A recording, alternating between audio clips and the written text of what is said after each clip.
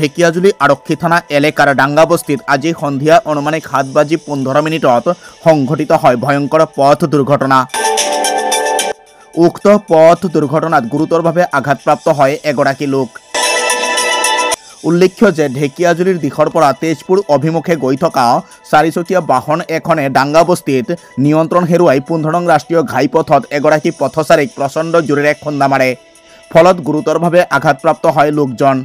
ইতিমধ্যে আঘাতপ্ৰাপ্ত লোকজনক উদ্ধাৰ কৰি তেজপুৰ মেডিকেল কলেজ হস্পিটেলত চিকিৎসাৰ বাবে প্ৰেৰণ কৰা হৈছে।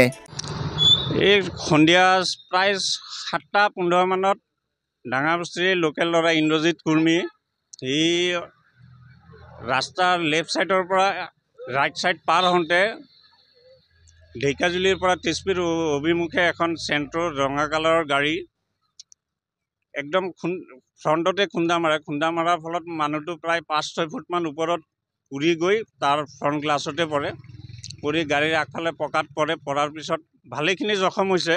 তেওঁক টুমুকিলৈ প্ৰেৰণ কৰিছে। এই মানুহ সেই ৰঙা গাড়ীটোৱে লৈ গৈছে।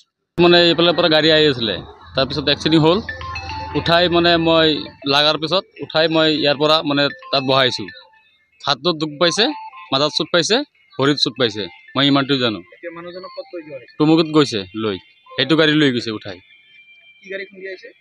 এইটো কি গাড়ী আছিলে? ৱাইটনাল।